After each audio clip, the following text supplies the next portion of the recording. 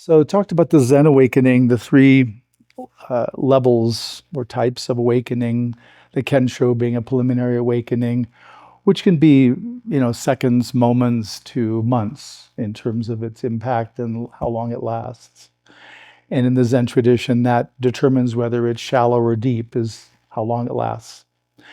And to say that even the ones that we would consider shallow are still important because it lets us have the experience of the reality of awakening.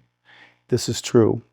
I've experienced it. I know it for myself. It's no longer a theory. I don't need to take it on faith. And as the awakenings deepen, the foundation, the inner sense of who we are changes. With the awakening, the Satori, the second depth of awakening, which means that more than 51% of consciousness has had the awakening, the foundation shifts from the personality to qualities of the absolute in our consciousness. What I use the term true nature to refer to that. So we can feel the qualities, but it feels like they're in our system. So we're not actually contacting the absolute directly. And that happens with the Daigotete realization, the final or full awakening. The Japanese have a saying for the Daigotete: how can the blossoms ever return to the tree? So that's how they mean it to be a final or full awakening. And the foundation shifts. It shifts from qualities of true nature to the absolute itself. And it seems that as the Daigotete deepens, that even that begins to shift, and sometimes cessation becomes the inner sense. That's just right now. That's sort of a working theory I have. So that's not been. I don't have enough people to work with to create a good hypothesis that I can stand behind as a theory right now. I'm always asking other teachers, tell me about your awakenings. I'm not sure they like it. Most teachers don't talk about those kinds of things. So, but I want to talk today about the stream entry, the first level of awakening in Theravada Buddhism.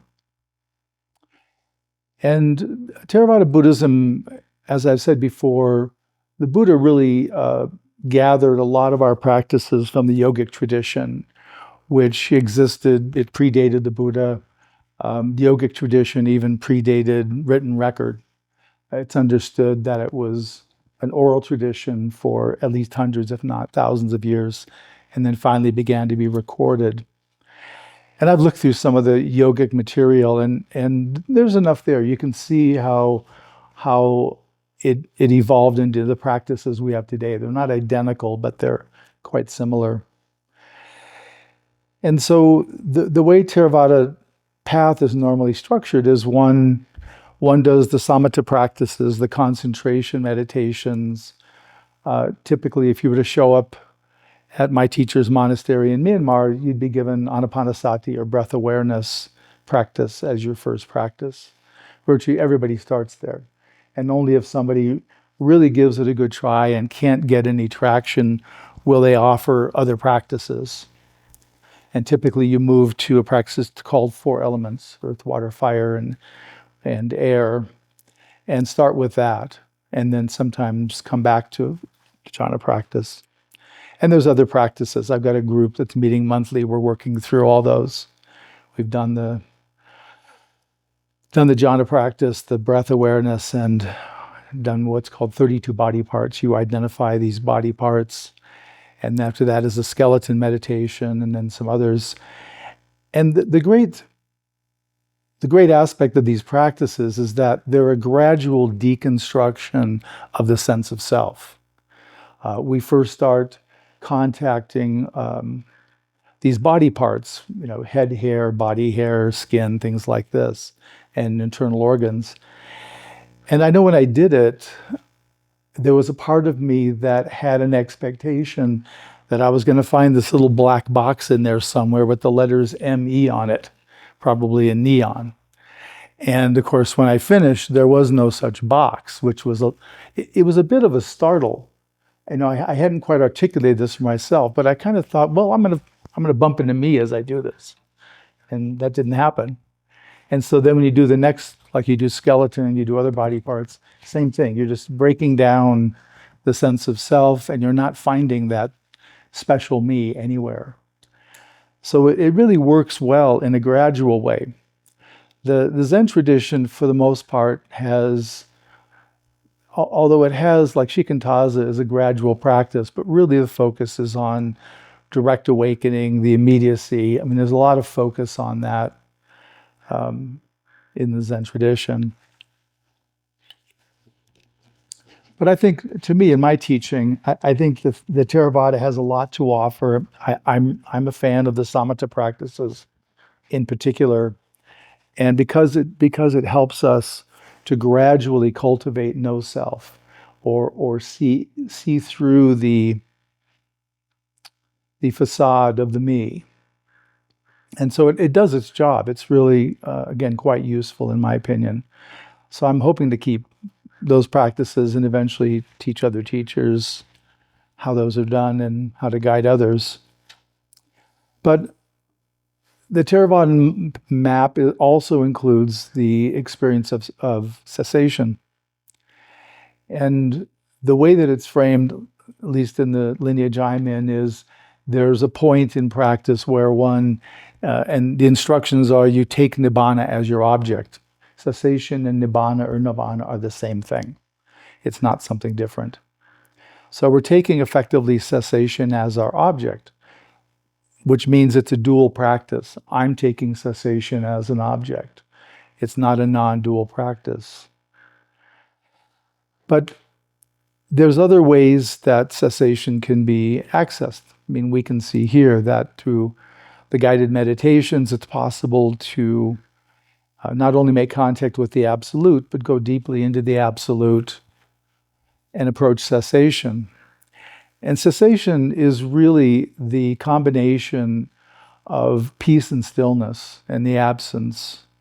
There is presence and love too, but those are more recessed. The peace and stillness just become this incredible force that just absorbs everything that gets near it.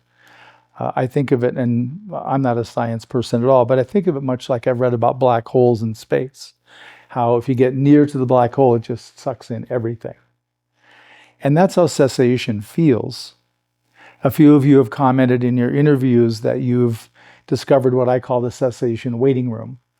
And that means you're close enough where you can feel the reality of cessation. You can feel the pull inviting us to join, but not yet entered into cessation. And the cessation waiting room, which is a term I coined, it's not a real term,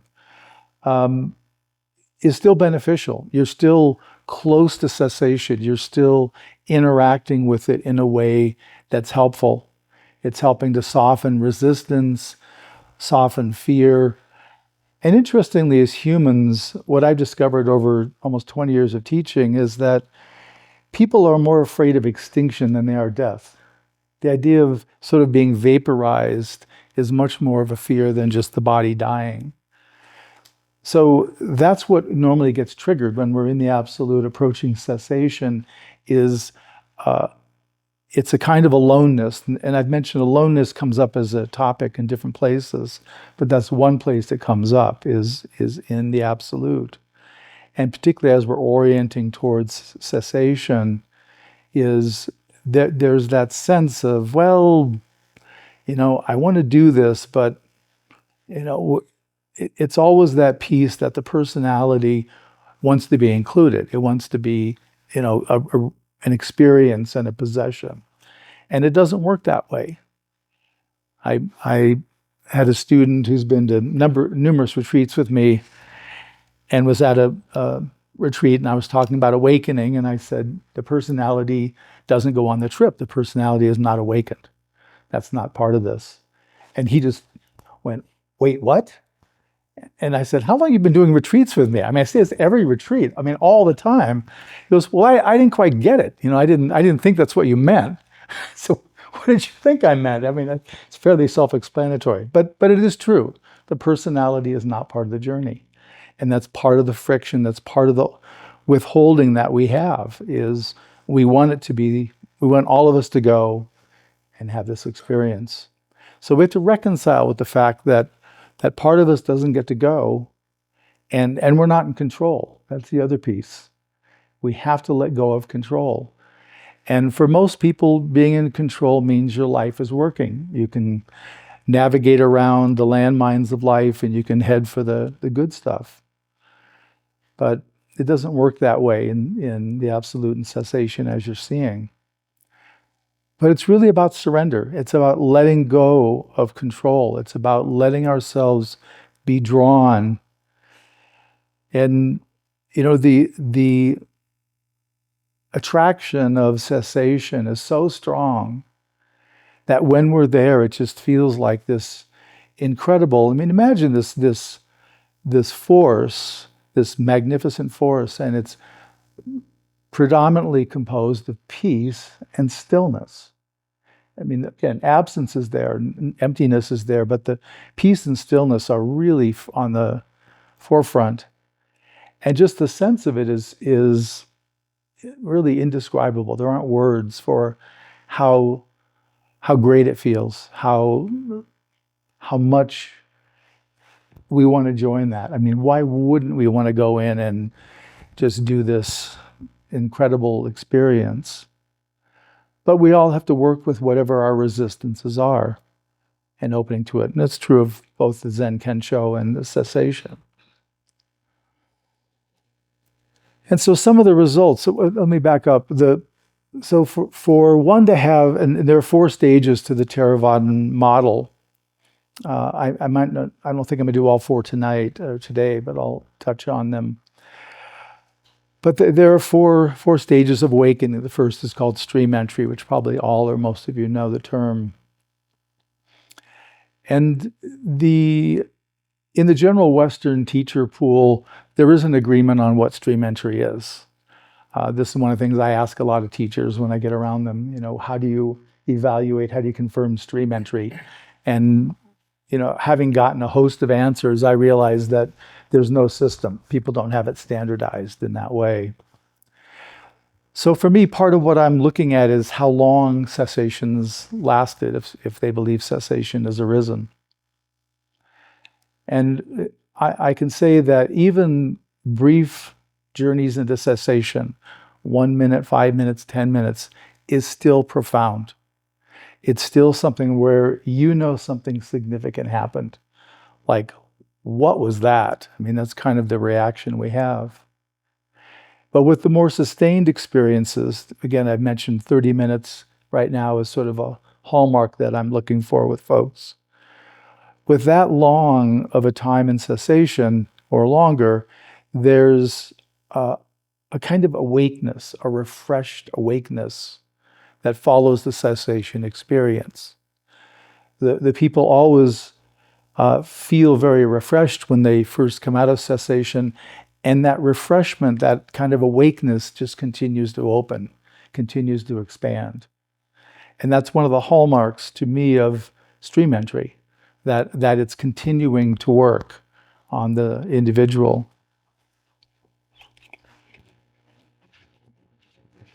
So one of the big impacts, and then as a teacher, I'm watching their behavior after the experience. I'm doing my little probing that I do, and I'm asking questions that are very specific, trying to see where they are with all of it. And one of the big effects is that the view of the personality changes. And this is a misunderstanding. Teachers will talk about that the personality is gone after stream entry, and that's not the case. But holding it as a solitary view does get broken. It does get rearranged to where we still have that individual personality view, but there's also a bigger view. There's the view, I don't know, we'll say of the absolute. There's just a kind of a more holistic, wholesome, a larger view two. And that's one of the hallmarks, is people report seeing things differently. I'm looking at it from all points of view, not just my point of view. So that's one of the changes that happens. Some of the other changes that we're looking for: attachment to rites and rituals. I don't know this is really such a big thing in the West. I don't have many students that I would say are attached to rites and rituals. But it means that you're not looking at the ritual the same as contact with the Absolute. It's a representation, it can be an honoring, it can be a respecting, but it's not the same. I mean, we're doing, like in the chanting, it's important to do, but it's not the same as contacting the Absolute directly. Doubt about the Buddha, his enlightenment, his teachings, the practices we do, that also is soothed. We know, because we've had this direct experience of cessation. That's the source of Buddhism and the Buddha's awakening. And so we see, oh, this is where it comes from. So we get the source, and we're able to put down any kind of hesitation or doubt we have about the Buddha or the practices. The post-cessation, the stream enterer will then be working on some issues. And some of those issues that I've seen: envy, so coveting somebody else's possessions; jealousy, anger at someone else receiving what we think we should have received; hypocrisy, acting in conflict to our deepest truths; fraud, pretending what is not true is true; denigration, minimizing ourself or another while actually looking from a lack of value. So we're coming from deficit in the denigration.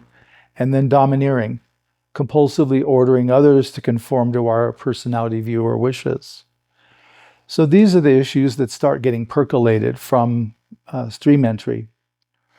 And so this is part of the personal work that needs to happen afterwards. And which of these, not everybody has all of them, and not everybody has them in a large quantity, but these issues do get worked. And that's why, for me, it's not just about meditating and then getting on with our life. We've got to bring our practice into life. We've got to watch our behavior. We have to see our impact on people. And this is where we start learning what needs attention.